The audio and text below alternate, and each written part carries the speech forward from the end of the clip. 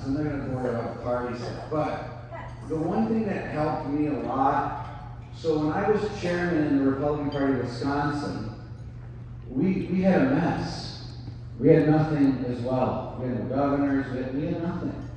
We rebuilt the party, we sold things that we can control. And I'll get to that in a second. Because you all are building your party. But I came in during the Tea Party movement. But what we did is we got together with the people in the Tea Party movement, we helped them out financially. We were the ones that paid for the buses, for the rallies. We were the ones that sat down with people and we got along and we worked together. And then we recruited Scott Walker to run for governor. We recruited Ron Johnson to be our senator from Wisconsin. And we did it together. We did it together. We knew that if we could do it together and raise money together, share money together, work with each other together, that we could build appreciation for each other together. And so one of the reasons I won the chairmanship of the RNC, well, trust me, a guy named Reince Priebus from Wisconsin that never worked in Washington, D.C., was not the guy that was going to win the chairmanship of the RNC. I was running against a person who was endorsed by John Boehner. Another person was endorsed by Mitch McConnell. I was the guy who won on the 7th ballot. But I won because I really, I'm not like trying to talk about myself. I'm trying to talk about it so that you can understand how we did it. I won because I treated the people that really liked me sincerely and the people that were skeptical of me sincerely like they were pure gold. And you would know from seeing me in receptions and things, I always probably spent more time with the people that were not always with me, but I always enjoyed their company. And I love people. I like people. I like oddballs. I like regular people. I just enjoy people's company. And I think that's where you have to start in building a party. I was the guy, I'm like the elite of the party. I'm the guy who, when I was 16 and 17, I was getting the award at the Kenosha County Lincoln Day dinner for the person that put up the most yard signs. I was the guy. I was the guy. I was Republican president. I was county party chairman, district party chairman, state party treasurer, state party vice chair, state chairman, general counsel of the RNC, chairman of the RNC. Now I'm chairman of a host committee that really, to be honest, I mean, you have all the headaches, and really no one really knows that you did all this work. But it's because I care about our party. I care about all of you. We all care about you. So I just think to keep in mind that it takes all of us to work together to make something good.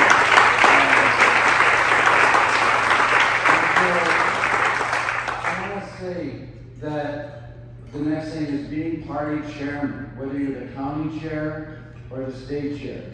The truth is, most of it is really boring stuff. I mean, to be really good at this job, you have to love boring. Because we're going to decide this election in a few states by 40,000 people. We have to get our heads wrapped around that we're running against a party and billionaire donors. They're in love with the process. They can get their billionaire donors to write $1 million checks for someone that has a plan to go find 10,000 new voters in Pennsylvania, to get the data on that, to buy the consumer data, and hire 2,000 people to identify 10,000 people. Marco Rubio's not in the room. There's no fancy stuff. And you know what? Their donors say, I'm in on that. We'll do the $3 million. We go into some of our meetings, and what do our donors say? Well, who's the candidate? Well, I don't know if I like Trump. And blah, blah, blah, blah. You know what? If we don't become a process-crazy party, we're going to have a hard time winning. And so, what we do, in a nutshell, what we do is we say, okay, we got 10,000, we're in Wisconsin. Let's imagine you're all Wisconsin voters. I've got 10,000 points of consumer data on every one of you. I've got a license with TransUnion, Experian. I know what car you drive. I know what beer you drink. I know how many kids you have, how much money you make, whether you use the mortgage payment or not. I know what color your truck is. And you know what? When I get all that information, I can put a score on every one of your heads. 80%, 90%, 70%. I know who to touch and who not to touch. Okay, now that's a cost. Then I'm sending Susan a ballot request form. And it's hooked up to the municipal clerk's office. And every day on my app, I can see whether she requested the ballot that I sent her the request form to do. She didn't send it in. So now I'm knocking on the door. Hey, Susan, I need you to send in the request form. She finally does it. Now I can see the clerk sent her the absentee ballot. Now, this isn't these kind of things, you can do a lot of mail and stuff, but now I know she's got the ballot at her house and she hasn't turned it in because I can see on the app, the municipal clerk, no, back on Susan's door. Now she finally turns it in. Now she's off the list. Every one of those steps, there was a cost. Well, who's going to pay for it? That's why our parties need to sell the honest facts of what we do, not very exciting, why it costs so much, and then putting out tens of thousands of people paid. I'm all for relying on volunteers, but I'll never endorse a plan, like when I was chairman. I'll never endorse a plan that's only reliant on volunteers. So when you come up with an order contact plan, who we're turning out, how it's going to work, I want to know, okay, I want to accomplish that entire thing in Wisconsin, Michigan, Pennsylvania, and you name it. I want the whole cost of what that costs to hit those voters with paid people on the doors and into the clerk's office. So I share that with you because party leadership isn't who's like really good on TV. Party leadership is who's raising the money to accomplish the mechanics and the boring things to win elections. Bill Parcells said, you are what your record says you are. You're either winning or you're losing. And so the party itself, the focus, has to be on this issue. Now, second, I want to tell you how much I love President Trump. And I tell you that, and you all know, I mean, we've had publicly, it wasn't all like riding high. But I learned a lot from my experience. And I also learned that when you don't have anything good to say, just shut up. And we're very close friends. He's a dear friend. We talk all the time. I wouldn't be here right now if I didn't care a lot about the president, and I didn't care even more about my country. Because obviously, I'm not going to go through the talking points because you know them all. But we can't continue down this road of where we are in this country. It's not just economics. It's not just the border or where we are in the world, or gas and groceries, which is really the economic measure that most people take. It's where we are. Where are we in this decline as people? And our love for God, that God is our refuge in tough times, and that we turn to God in times that are just getting really bizarre. And we all have our differences of what's making you uncomfortable, but we have to return to that place again in this country. People can talk all day long about President Trump, but he did more things for people of faith than 50 years of president.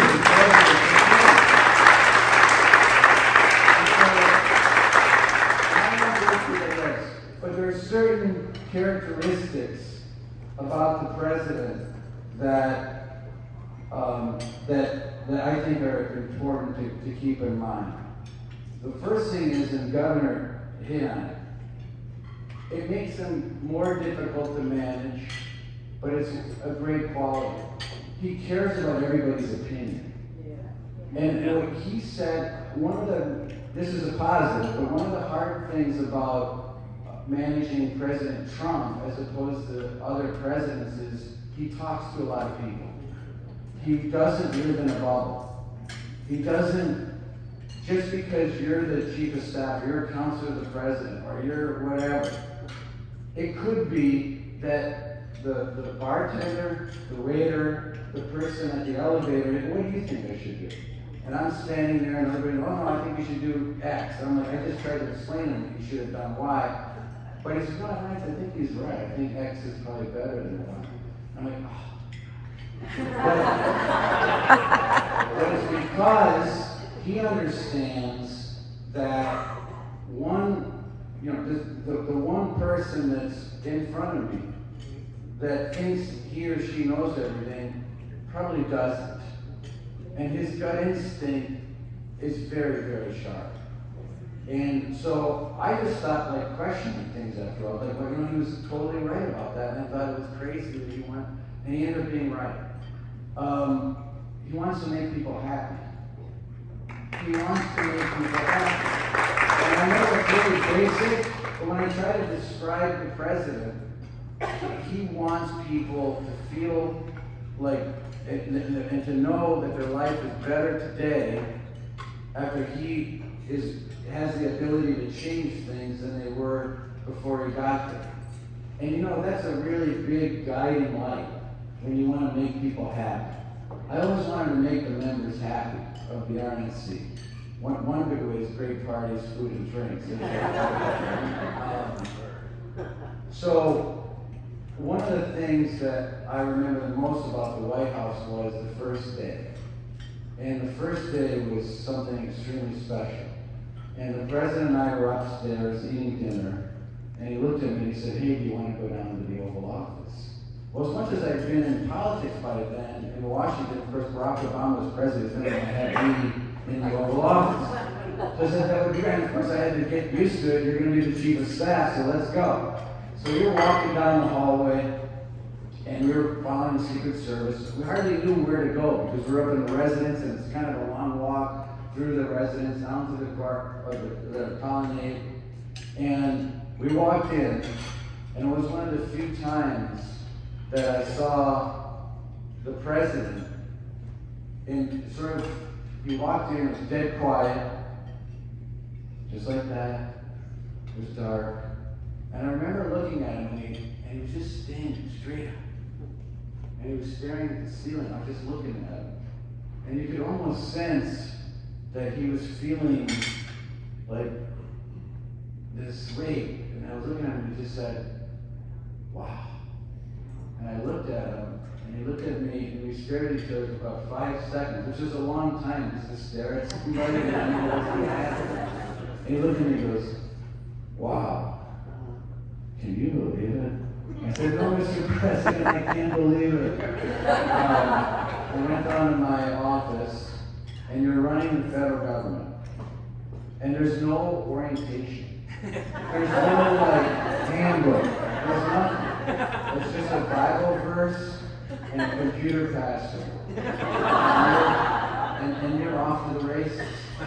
It's an extraordinary country with great opportunities. But, I've been talking a lot on TV this week, and the media, I know we're going to have a few in here, so, look, the media, they always want to talk now about tone and rhetoric, and, the one thing we're not going to do is not talk about the horrible job Joe Biden did as president. We're not going to stop talking about the great job that Donald Trump did as president, and we're going to compare the two. But I would challenge the media, because unfortunately in the media, division is pure profit. They love division, because division sells, it gets clicks. Nobody puts two people on TV on a split screen hoping that they get along. How many times, I can tell you from my standpoint, I'm sure there's a few people in here, how many times have you done an interview with the press? And it was a great interview, we were positive the whole time. And the article's actually not that bad.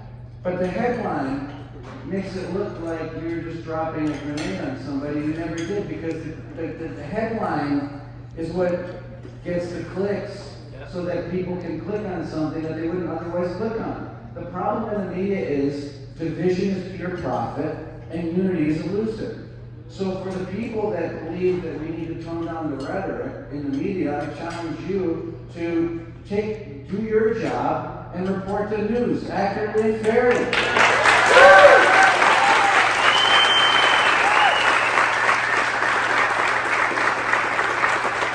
So, last thing, we got a great night tonight. We have a president, and we actually have a country. Even if, we're on the same page. But even if we have friends that they're not Trump fans, what could have happened to this country? Where would we be right now? Honestly, where would we be going on in this country if God didn't lay his hand on this situation?